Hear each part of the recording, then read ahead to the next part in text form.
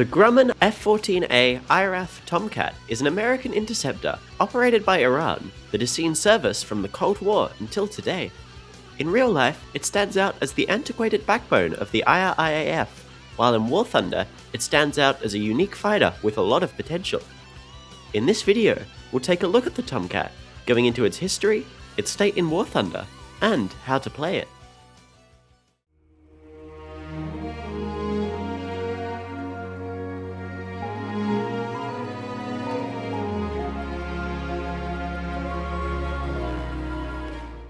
From the late 1950s, the US Navy was looking to develop a long-range interceptor to better protect its aircraft carriers against the new Soviet anti-ship missiles, which could be launched from bombers and submarines.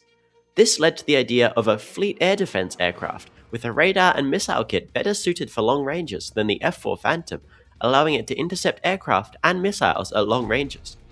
This eventually led to the concept for the Douglas F-16 Missileer in 1959. Although this large subsonic design would prove undesirable and was cancelled in 1961. Despite the cancellation, the Navy still wanted a long-range defensive aircraft and was eventually directed to take part in the Tactical Fighter Experimental (TFX) program alongside the Air Force. The TFX program led to General Dynamics' F-111 Aardvark being selected, with the F-111A for the Air Force and F-111B for the Navy. Although the Navy wasn't thrilled with this, as the Aardvark wasn't agile and had poor carrier landing performance, as Vice Admiral Thomas Connolly demonstrated when he flew it himself. As it was designed primarily as a fighter bomber and interdictor, it lacked the maneuverability that the Navy wanted, and they strongly opposed it. So in 1963, the Navy awarded Grumman, a long-time builder of naval aircraft, a contract to continue working on a design under the new VFAX program to replace the F-111B, which continued until 1968. That same year, Connolly testified in front of Congress, successfully asking them to pull funding for the F-111B and instead allow the Navy to pursue their own aircraft. Now allowed to choose their own fleet air defense aircraft, the VFAX program became the VFX program, with a more specific set of requirements. It called for a tandem two-seat twin-engine fighter with a top speed of Mach 2.2. It was to feature a built-in M61 Vulcan and be able to do CAS as a secondary role. It was to have an armament of either 6 AIM-54 Phoenixes or 6 AIM-7 Sparrows and 4 AIM-9 Sidewinders. This program drew multiple bids, including from General Dynamics, Grumman, Vought, McDonnell Douglas, and Rockwell, with 4 of the bids using variable geometry wings. McDonnell Douglas and Grumman were chosen as finalists in late 1968, and then Grumman's 303E design was selected as the winner in early 1969. Grumman chose the name Tomcat partially to pay tribute to Vice Admiral Connolly, as his involvement during development had already given it the informal nickname Tom's Cat, the cat being a reference to Grumman's earlier aircraft, such as the Hellcat and Bearcat, among others. Seacat and Alleycat were both also considered, but rejected in favor of Tomcat. Much of the testing for the Tomcat, including the first of many compressor stalls and dejections, took place in a very short period of time, with the Tomcat skipping the prototype phase to avoid cancellation from the incoming Nixon administration, similar to the F-15.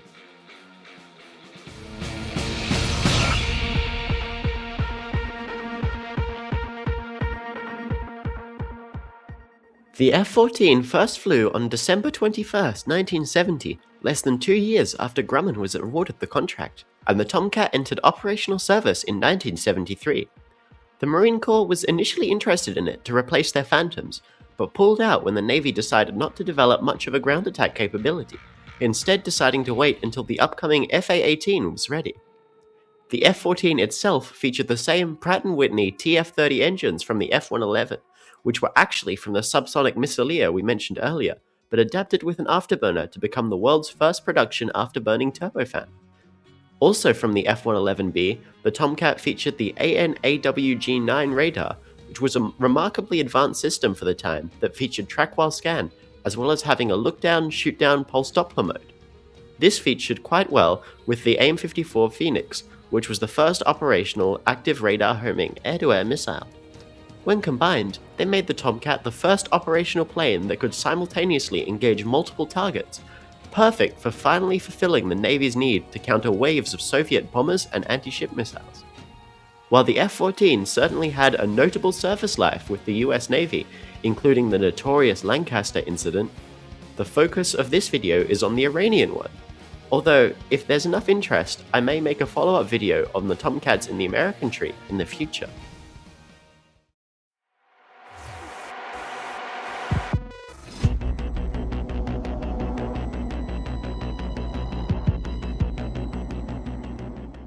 While Grumman had tried to sell the Tomcat to Canada, Germany, and Japan, the only export customer willing to buy such a plane was the Imperial Iranian Air Force.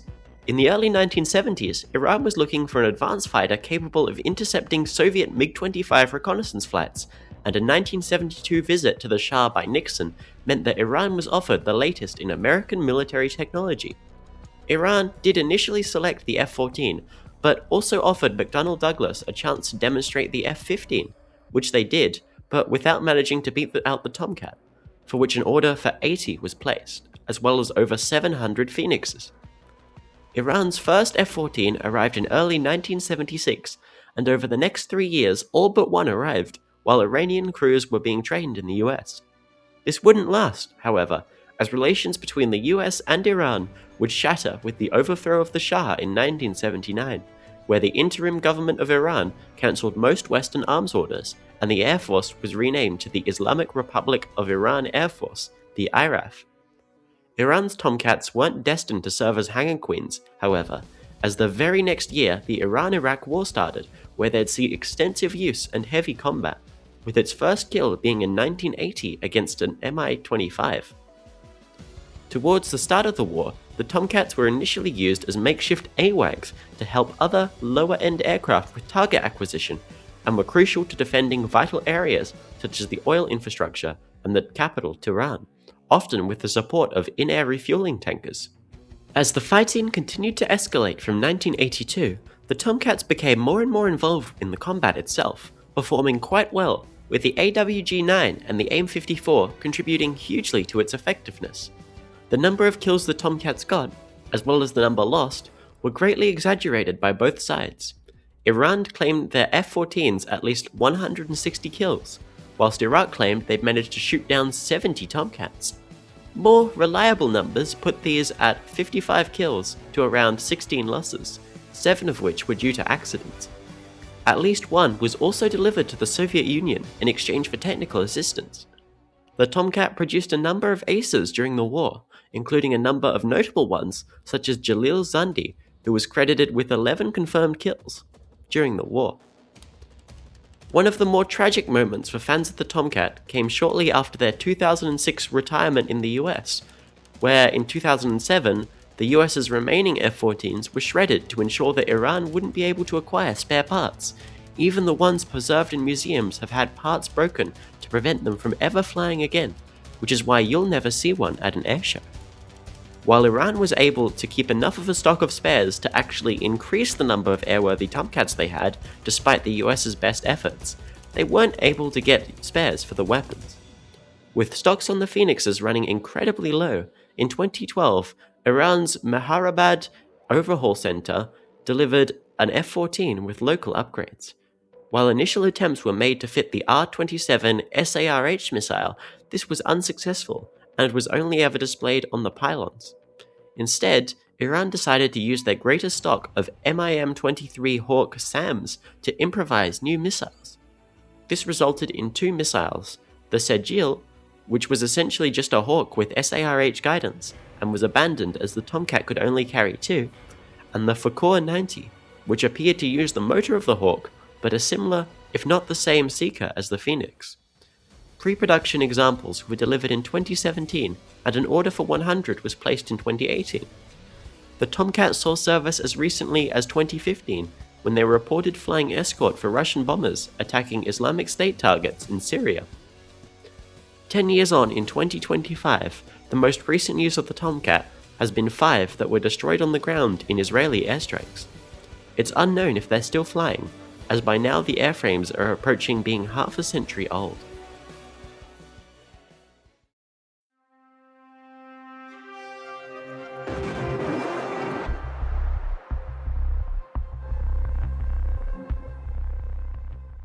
Added as the reward for the 2024 Persian Tomcat event, the F-14A IRAF is a Rank 8 event jet in the American air tree. It stands out primarily due to its ability to dictate the opening of a battle, mainly through the use of its unique and highly powerful weapon system. Starting with the airframe, in War Thunder, the IRAF is powered by two TF-30 P412As, which produce a lot of thrust in full afterburning, although absolutely burn through fuel. These allow it to push to a top speed of Mach 2.25 or 1,555 km an hour IAS with the wings fully swept in. Speaking of the wings, the Tomcat does indeed feature variable sweep wings, allowing it to switch between having more lift at lower speeds to better aerodynamics at supersonic speeds. With the wings out, they'll snap off at just 1,021 km an hour, which is subsonic. Fully deployed, the flaps will rip above 416, while the gear will last you until 518. When it comes to turning, the F-14 isn't bad, but is certainly outclassed by most of the dedicated light fighters at and around its BR. The real strength of the IRAF is, as mentioned earlier, in its kit. To make use of its ordnance, it has the AN/AWG-9 radar. This features a number of modes including basic search, pulse Doppler head-on, track while scan, and ACM modes, with a very long range of up to 203 kilometers. To help you employ other weapons, it also features a full CCIP and CCRP system for bombs, rockets, and guns. Defensively, it has an AN/ALR-45V RWR, which is a basic E to J band system that does the job, but is certainly a weaker point for the BR. It also only has 60 regular caliber countermeasures for you to split between flares and chaff, which is rather low, but still workable. Moving on to the armament, the IRAF carries much of the same armament as the tech tree F-14A, but with a few major differences. Starting off on air-to-air missiles, the IRAF has access to Fox 1, 2, and 3 missiles. Your semi-active radar homing Fox 1s include the usual AIM-7E2 dogfight Sparrows, the Soviet R-27R1s, and the indigenous Iranian-built Sedgils. The Sparrows are fairly average Fox 1s, but not really noteworthy on the IRAF as they don't offer any advantages over your other options. The R-27R1s, which, if you remember in the history section, aren't actually functional in real life, have a number of advantages. Kinematically similar to the Sparrows, they pull slightly better, but their main advantage is in their IOG and data link. With an R-27, if you break lock, you can still relock the target before impact and the missile will resume guidance, and without resuming, it will follow the target's last known trajectory. While the Sedgil doesn't have those features and instead features a similar, if not slightly improved seeker to the Sparrow, it's notable for featuring the airframe of a MIM-23 Hawk SAM, meaning it can travel significantly faster and further, with nearly triple the delta V of the Sparrow. You can carry 2 SARH missiles on the inner wing pylons, where you can carry an additional 4 Sparrows on the centerline pylons, although these will almost certainly be reserved for your ARH missiles. When it comes to Fox 2s, your only option for an infrared homing missile is the AIM-9P, which is a fairly standard rear aspect missile with no IRCCM. It can pull 20 Gs and be slave to your radar if the need arises. You can bring up to 4 of these, 2 on the inner wing and 2 on dedicated pylons. Moving on to Fox 3s, you have 2 active radar homing missiles available, the AIM-54 Phoenix and the Fakor 90. These both have the exact same seekers, and so the difference instead lies in the booster. Like the Sedgil, the Fakor uses the booster from the Hawk, and so has a much higher speed than the Phoenix. This allows it to reach targets much quicker, a significant advantage both because it allows the Tomcat to get kills quicker, but also gives the enemy a significantly shorter window to react, as the seeker on both missiles only switches on at 16 km from the target. The Tomcat's radar allows it to guide up to 6 missiles through data link at once, despite the fact that it can only carry 4 ARH missiles, all of which are on the undercarriage. Moving away from the missiles, the Tomcat also features a 20mm M61A1 Vulcan cannon, which integrates with the radar to allow EEGS on nearby locked targets. If you're familiar with the Vulcan, you know that it absolutely shreds targets with good velocity, damage, and rate of fire, with the single drawback of a short spool-up time.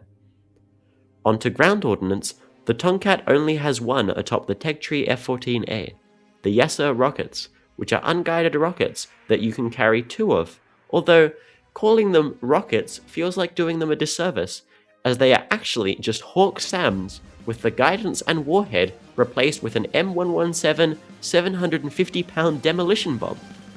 These perform rather predictably. They're a bomb on a stick. What else can I say? The other ordnance consists of bombs, from 250 pound to 2,000 pound, and up to 16 Zuni rockets.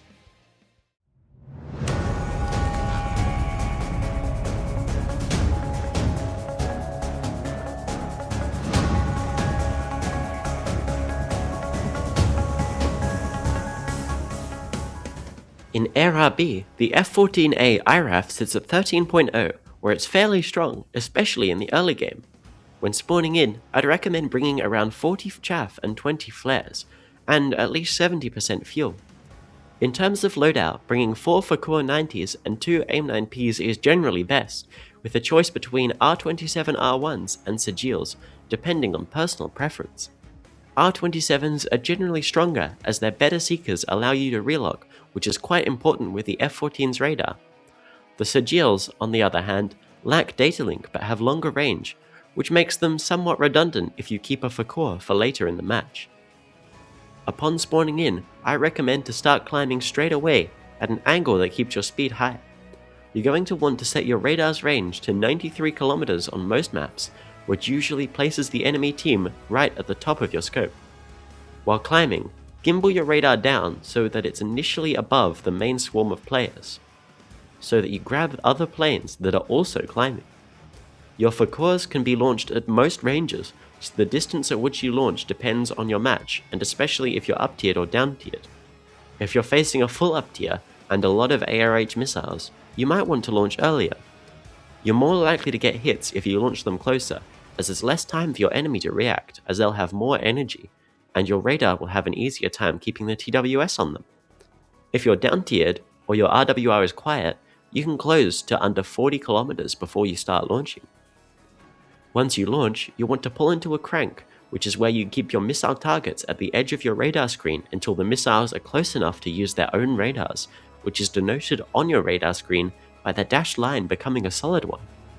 Once they've gone active, you can pull into a full notch, which is where you turn 90 degrees to enemy radar missiles and drop chaff. Your RWR isn't great, but will give you warnings if you're being locked, so you'll need to react to that. Once the initial volleys have connected, and you've likely grabbed at least one kill, you can either head back to base to do it again, or you can go into the fight. Heading back may sound like a good idea, but at this BR the matches are often short enough that by the time you take off again, the match is likely to already be over. If you do, instead, choose to go in, you can take full advantage of the rest of your ordnance. If you're using Sigils, your best bet is to generally go for targets around 20 km away, with the both of you at high altitude. This allows your missiles to loft and get good hits if your radar keeps a good track. With the R27Rs, you'll want to be at a much shorter range, but you'll be able to relock if they chaff. Your AIM-9Ps will generally hit targets when given good launches, provided your opponent doesn't flare, but if your target is paying attention, they're not likely to do much. Your final weapon, which is more useful than you'd think, is your cannon. If you get a good radar lock, you'll be able to make use of your EEGS to more easily hit deflection shots, which is helped by your ballistics and rate of fire. When it comes to dogfighting, you might want to manually sweep your wings out to allow you to turn better. The Tomcat is heavy, so often any sort of vertical maneuvers will bleed your energy fast. Generally speaking, you're slightly faster than average, but you will dogfight worse than the many lighter fighters at and around your BR, so be careful. While the F-14 can bomb bases, I really don't recommend it, as you'll have to get rid of a large number of your crucial weapons to carry enough bombs to kill a base.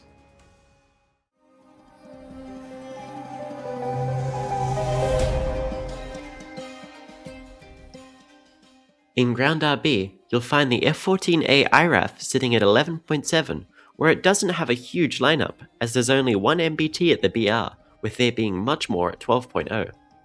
As it lacks guided ordnance, it's probably not the best choice, but it does have one notable weapon, The Yasser. When paired with the IRAF's CCIP, they have a rather concerningly long range, making them excellent for sniping SPAA that just sit stationary in spawn.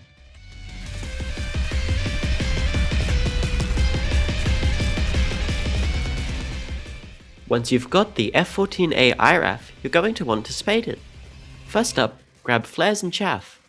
As the strongest aspect of the Tomcat is its weaponry, we're going to be researching the AIM-9 piece, the AIM-7 E2, and the R27 R1s.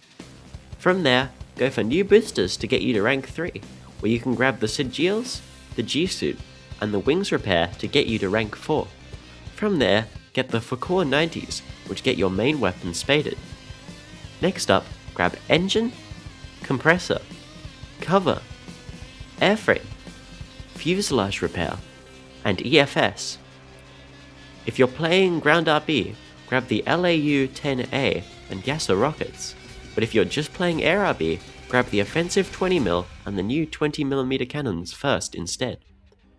After those, grab the Mark 82, Mark 83, and Mark 84 bombs, before finishing it off with the AIM-54As, which you'll never use as you'll have the Fakors instead.